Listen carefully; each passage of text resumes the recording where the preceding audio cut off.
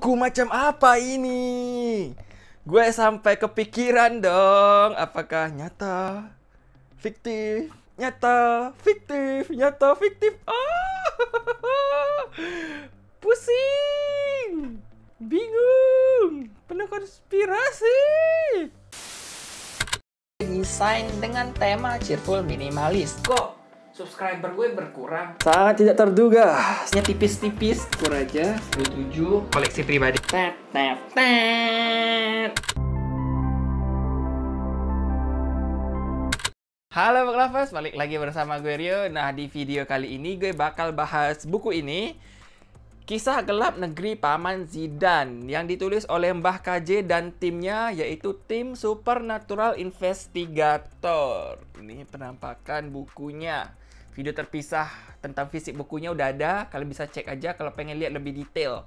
Kalian bakal dapat apa aja ketika membeli buku ini. Nah, terus ini adalah buku perdana gitu dari Mbah KJ secara mandiri. Karena ya itu, udah jelas ini ditulis oleh Mbah KJ dan timnya.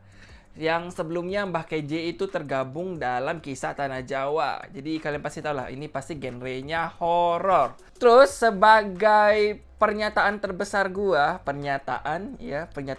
gue untuk buku ini adalah jangan berharap kalau ini akan penuh plot yang rumit, kompleks, ada plot twist dengan alur naik turun, bikin emosional dan sebagainya. Enggak, tapi ini adalah kumpulan cerita yang diambil dari dua sudut pandang karakter, yaitu Slamet dan Lina.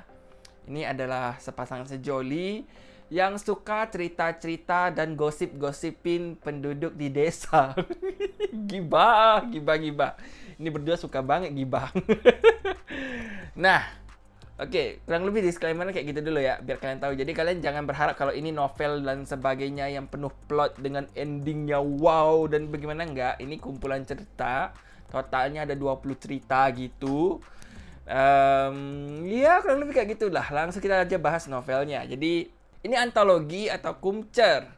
Terus fokus utama cerita ini itu adalah ada dua karakter. Pertama itu Lina, seorang cewek kota katanya, yang serba ingin tahu, penasaran, rasa ingin tahunya itu kebablasan luar biasa. Dia punya latar sebagai, mereka berdua, Slamet dan Lina punya latar sebagai lulusan SMA. Nah, Slamet ini dijelaskan kalau sebagai anak baik-baik, santri, tapi dia punya kemampuan tambahan, yaitu bisa merasakan dan menerawang hal-hal supranatural. Indigo istilahnya.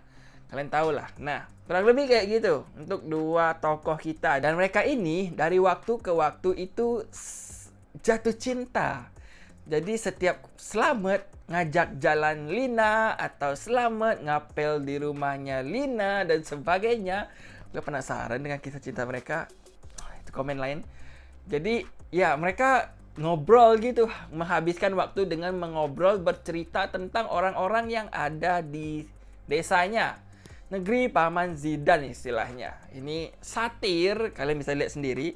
Kisah Gelap Negeri Paman Zidan. Dari covernya ini ada penampakan batu nisan. Terus bawahnya ini ada semacam mangkok yang berisi lilin gitu.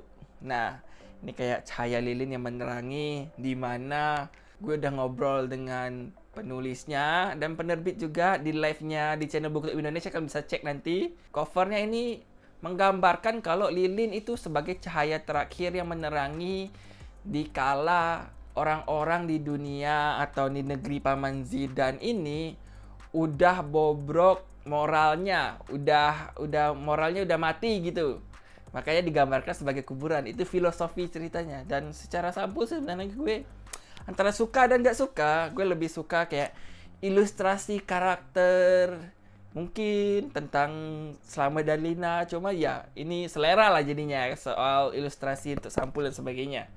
Nah, untuk sebagian ceritanya sendiri itu ada 20 kan gue sebutin di awal. Nah, Gue ada suka beberapa cerita, mayoritasnya itu supranatural. Ada juga honorable mention yang gue gak tahu kenapa itu cerita aneh sendiri judulnya. Itu ada bakteri planet Namek judulnya. Itu aneh sendiri. Gue udah kayak, tunggu ini apa? Ada hubungannya dengan anime Dragon Ball, planet Namek, Piccolo dan sebagainya.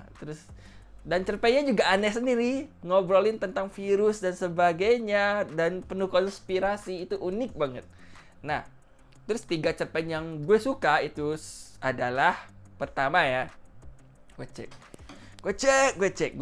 takut salah nyebut judulnya. Anak-anak Malang Itu. Nah, untuk yang pertama ini kisah sekelompok anak yang menghilang, semacam diculik gitu oleh segerombolan orang pekerja proyek dan sebagainya, entah karena kecelakaan, entah kalau kalian konspirasi sendiri bisa jadi tumbal dan sebagainya. Itu cukup seru tuh. Nah, cerpen kedua itu adalah misteri di balik secangkir kopi. Nah, ini itu gue yang paling membuat gue ngeh dengan cerita ini adalah cerita tentang kasus sianida yang bertahun-tahun lalu, konspirasi. Tapi ini bukan tentang itu ya, ini racunnya beda dan sebagainya. Cuma intinya meracuni orang yang tidak disukai dengan metode-metode tertentu dan ada hubungannya dengan supranatural dan kebencian si hati manusia tersebut.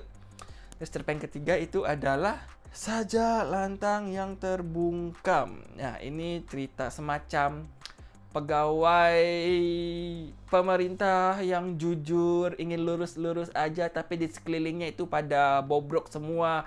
Korupsi lah, kolusi lah, nepotisme lah, dan sebagainya. Jadi dia sendiri yang paling, bisa dibilang paling jujur, paling baik, yang paling bisa diandalkan, tapi akhirnya orang-orang di sekitarnya nggak suka dan akhirnya dia menghilang. Jadi ini kayak ala-ala orang menghilang perihal politik gitu yang orang nggak suka.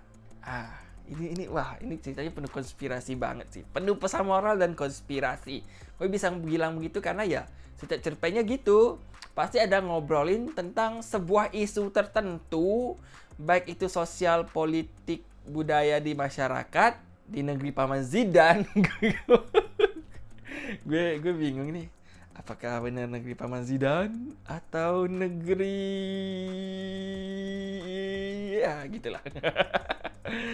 Nah, ya gitu, itu gue suka banget. Jadi kayak ketika baca kok bikin mikir, seru malah. Gue baca ini 1-2 hari selesai. Jadi gue baca ya, karena ini cerpen jadi gue baca kayak 3 cerpen, 2 cerpen, sambil santai-santai baca dulu, baca lanjut, tiba-tiba selesai aja gitu.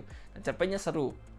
Itu semua hal yang gue suka. Yang kurang gue suka itu ada, menurut gue kurang dari buku ini itu adalah karakter development-nya, pengembangan karakternya, dimana Slamet dan Lina ini dikatakan kalau dia atau mereka berdua adalah anak remaja lulusan SMA.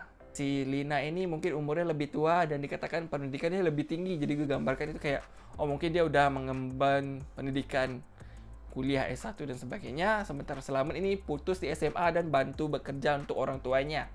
Nah, tapi sepanjang cerpen, kedua karakter ini kayak si Slamet digambarkan sebagai orang bijaksana, orang yang sangat tua, kayak orang tua, kayak bapak-bapak gitu. Bahkan kayak gimana sebutannya? Kayak orang yang udah hidup lama, punya pengalaman besar dan punya cerita-cerita penuh nasihat. Kemudian dia ceritakan ke anak cucunya, yaitu Lina. Seakan-akan seolah kayak gitulah. Jadi kesannya kok nggak kayak anak seumuran yang dijelasin di cerita gitu. Dikatakan kalau mereka ini remaja, sejoli jatuh cinta. Ya gue pikirnya mungkin akan ada ya kisah asmara ala-ala remaja. Setidaknya kayak gitulah. Ya sesuai umur gitu. Cuma ini kayak karakter mereka nggak sesuai umur, terus nggak tahu hubungan percintaan mereka bakal mengarah kemana. Gue paling sebel itu ketika si Lina merengek-rengek karena rasa penasaran, minta si Slamet cerita tentang orang-orang yang ada di negeri Paman Zidan. Dia merengek ke Slamet kayak gini, ceritakan dong, penasaran, ceritakan dong. Tolong ceritakan dong. Ayo Selamat ceritakan dong. Kayak bocah merengek pengen minta permen gitu, cuma gak dikasih orang tua gitu. Lucu aja gitu. Maksudnya lucu banget untuk karakter yang harusnya udah cukup dewasa, cuma dibikin kayak gitu, agak bingung gue. Itu doang yang menurut gue minus dari buku ini. Pengembangan karakter ya, tapi karakternya sendiri ya solid sih sebenarnya. Karena peran mereka ini sebagai pencerita dari cerita orang, jadi nggak harus signifikan harusnya. Cuman ya gitulah. Gue berharap kedua karakternya itu punya pengembangan karakter yang lebih lagi. Maksudnya lebih konsisten dan lebih logis. Ini agak kurang logis menurut gue. Itu aja. Ya. Sisanya oke banget. Dan gue nggak ada komen. Wah, gue berharap ada buku kelanjutannya. Nambah-nambah cerita-cerita konspirasi lagi yang ada hubungannya dengan supernatural klinik dan sebagainya. Ini satir, penuh satir. Kalau kalian suka baca-bacaan yang satir, diam-diam itu, wah, negara mana ini? Plus 26, plus 62. Salah, plus 26 maksudnya. Dah aja, kurang lebih gitulah untuk review gue Kisah Gelap Negeri Paman Zidan, sebuah antologi yang ditulis oleh Mbak KJ dan tim. Sampai ketemu di video gue berikutnya. Bye.